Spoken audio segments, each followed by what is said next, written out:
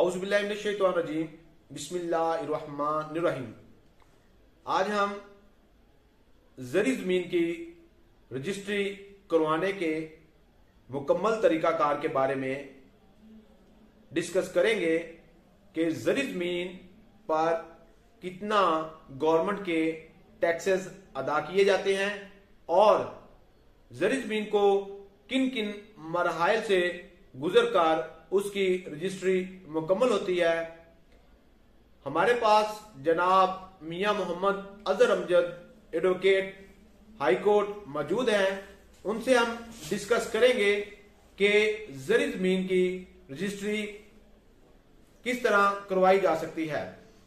जी मियां साहब अस्सलाम वालेकुम। वालेकुम अस्सलाम वरहमतुल्लाहि वबरकातुहू। जी मियां साहब, जो ज़री ज़मीन है उसकी रजिस्ट्री अगर 20 मरला से कम है तो क्या उसकी रजिस्ट्री करवाई जा सकती है? हाँ जी, इसमें एक चीज है कि 20 मरले से कम है तो रजिस्ट्री होगी। अगर 20 मरले से ऊपर हो है तो वो ज़रई में शुमार होगा और वो इंतकाल उसका होगा, रजिस्ट्री भी करवा सकते हैं। मियां साहब, अगर 20 मरले से कम है तो उसके ऊपर जो उसकी स्टिप यार्ड वैल्यू है उसको किस तरह डिटरमिन किया जाएगा? इसमें फर्स्ट ऑफ ऑल पहले तो आप उसमें फर्द निकलवाएंगे। फर्द जो है वो पटवारी वगैरह जारी करते हैं, तो उसमें स्टेक यार्ड जो है वो कुल एकड़ जो वैल्यू होगी उस पे उसको मेंशन किया जाएगा पर मरला। जी मियां साहब, अगर 20 मरले से 20 मरले या 20 मरले से ज़री ज़मीन ज्यादा है तो उसका तरीकाकार भी बताइएगा। इसमें एक चीज मैं बता दूं कि 20 मरले से कम रजिस्ट्री है तो वो उसमें कुछ ऐसे देहात या कस्बात होते हैं जो मैनुअल रिकॉर्ड जिनमें होता है। मैनुअल रिकॉर्ड पे जो फर्द है वो पटवारी जारी करता है और उस पे स्टेक यार्ड जो है वो लागू होती है, जो गवर्नमेंट शेड्यूल होता है। अगर वो देहात में है वो मैनुअल ना हो, लैंड रिकॉर्ड में हो या उसकी पटवारी वैल्यू लगाए तो पर एकड़ फी मरले का पर एकड़ उसकी वैल्यू लगाई जाएगी और फिर उसके ऊपर जो है वो सारी रजिस्ट्री की वैल्यू मेंशन की जाएगी। जी मियां साहब, इसमें यह भी बताइएगा कि ज़री ज़मीन की रजिस्ट्री भी और इंतकाल दोनों करवाए जा सकते हैं? हाँ जी, इसमें ज़रई जमीन की रजिस्ट्री भी करवाई जा सकती है और इंतकाल भी करवाए जा सकते हैं। इंतकाल उस सूरत में होगा अगर 1 एकड़ या 20 मरले से उबाव होगा, 1 कनाल से ज्यादा होगा, फिर उस पर इंतकाल भी करवा सकते हैं और रजिस्ट्री भी करवा सकते हैं। इंतकाल करवाने की सूरत में इसमें 2 चीजें मैं आपको बता देता हूँ कि अगर इंतकाल में कोई वारिस या कोई चीज बंदा मेंशन रह गया है तो वो इंतकाल चैलेंज भी हो सकता है। तो रजिस्ट्री है, वो रजिस्ट्री जिसके नाम पे होगी फर्द भी उसी के नाम निकलेगी और वो ही इसको रजिस्ट्री करवा सकता है, दूसरा बंदा रजिस्ट्री नहीं करवा सकता। जी मियां साहब, आपके कहने का मतलब है कि अगर इंतकाल में कोई लीगल एयर जो उसका कानूनी वारिस है अगर उसे जानबूझकर स्लिप कर दिया जाए तो वो इंतकाल चैलेंज हो सकता है? जी, वो सिविल कोर्ट में चैलेंज हो सकता है और उस पर स्टे भी हो सकता है और फिर वो रजिस्ट्री नहीं हो सकती, ना इंतकाल हो सकता है। जी, अब काइंडली जो रजिस्ट्री की है फीस, रजिस्ट्री के ऊपर जो स्टाम्प ड्यूटी है वो बताइएगा कि इसके ऊपर जो स्टाम्प ड्यूटी है उसकी कुल कितनी मालियत होगी? इसमें स्टाम्प की मालियत होगी 3% और वो जो है 3% से कम नहीं होगी। अच्छा, इसमें मियां साहब जो है स्टाम्प ड्यूटी वो है 3%। इसके बाद जिला काउंसिल की भी कोई फीस है? हाँ जी, इसमें 1% जिला काउंसिल फीस है और वो अदा करनी पड़ती है। रजिस्ट्री करवाने की सूरत में इसकी कोई रजिस्ट्रेशन फीस? हाँ जी, इसमें रजिस्ट्रेशन फीस है 1000 रुपीज, वो साथ लगेंगी, वो जमा होगी उसके साथ, वो भी जमा करानी पड़ेगी। अगर रजिस्ट्री जो करवाई जा रही हो उसकी मालियत 5 लाख से कम है तो उसकी रजिस्ट्रेशन फीस भी बताइएगा। उसमें 500 रुपया पड़ेगी, 5 लाख से कम है, और 5 लाख से अबव है वो जितनी भी हो उस पे 1000 रुपये पड़ेगी। जी, इसके बाद जो है इसकी इंतकाल फीस वो भी बताइएगा। इंतकाल फीस जो है वो 600 रुपये है और वो पे करनी पड़ती है जब रजिस्ट्री होती है वहां ब्रांच में। इसके बाद जो फेडरल बोर्ड ऑफ रेवेन्यू का अगर फरोख्त कुनिंदा है उसको क्या करना पड़ता है, कौन सा फॉर्म निकलवाना पड़ता है और उसकी फीस के मुताबिक भी बताइएगा। इसमें 236C है फरोख्त कुनिंदा के लिए, FBR का एक फॉर्म है और उनका एक सेक्शन है, उसके तहत वो फीस अदा करेगा।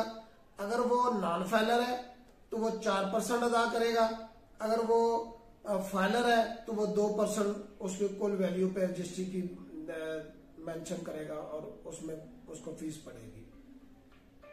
हो गया जी मियां साहब, इसमें ये भी बताइएगा कि इसमें जो खरीद कुनिंदा है उसको भी कोई FBR का फॉर्म निकलवाना पड़ेगा और उसकी फीस भी फाइलर होने की सूरत में और नॉन फाइलर होने की सूरत में भी बताइएगा। इसमें जो 236K इसको बोलते हैं, 236 जो होता है वो खरीद कुनिंदा को ये स्टाम्प की फीस देनी पड़ती है।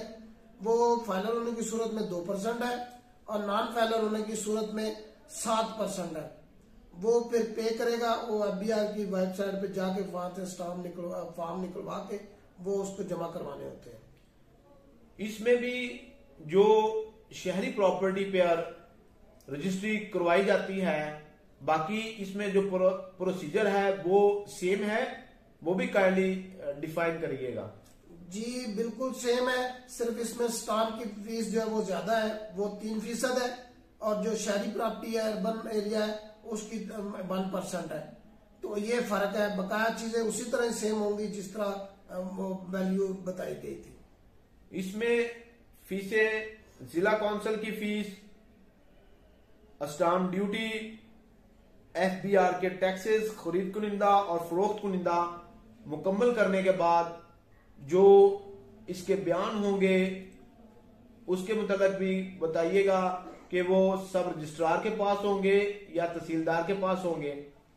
इसमें इनके जो जब रजिस्ट्री कंप्लीट हो जाती है तो वो सब रजिस्ट्रार के पास इसके बयान होंगे और अगर रिकॉर्ड कंप्यूटराइज है तो वो लैंड रिकॉर्ड के ऑफिस में इसके वहां पे इंतकाल वगैरह होंगे, जितने भी हैं वहां पे जमा फीसें होंगी वहीं आपके इंतकाल होंगे।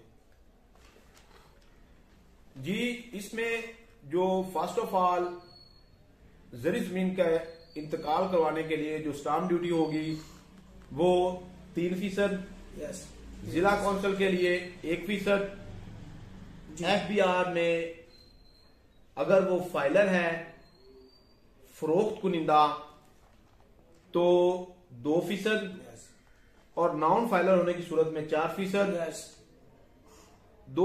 और अगर खरीद कुनिंदा के लिए 2% फाइलर होने की सूरत में, जी बिल्कुल इसी तरह ही है, और नॉन फाइलर होने की सूरत में 7%, इसी तरह ही है।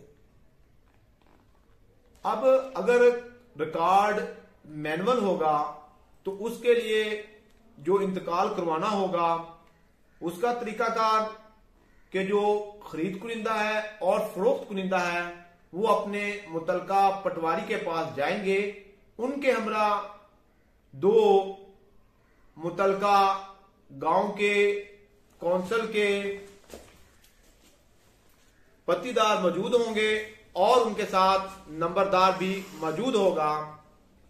वहां पे जो मुतलका पटवारी है वो उनके बयान कलमबंद करेगा और साथ ही जो उनके साथ पत्तीदार मौजूद होंगे उनके दस्तखत या निशान अंगूठा लगवाएगा और साथ नंबरदार की तस्दीक करवाने के बाद मुतलका रिकॉर्ड तहसीलदार को पेश करेगा। वहां पर मुतलका तहसीलदार दोनों पार्टी से, खरीद कुनिंदा और फरोख्त कुनिंदा से बयान लेगा और वहां पे पत्तीदार और मुतलका नंबरदार भी मौजूद होगा। उम्मीद है कि मेरे दोस्तों को जरी इंतकाल और रजिस्ट्री करवाने की मुकम्मल फीस और मुकम्मल तरीकाकार का बाखूबी इल्म हो गया होगा। उम्मीद है कि मेरे दोस्तों को हमारी मियां मोहम्मद अजहर अमजद साहब की और मेरी ये कावश जरूर पसंद आई होगी। अस्सलामुअलैकुम।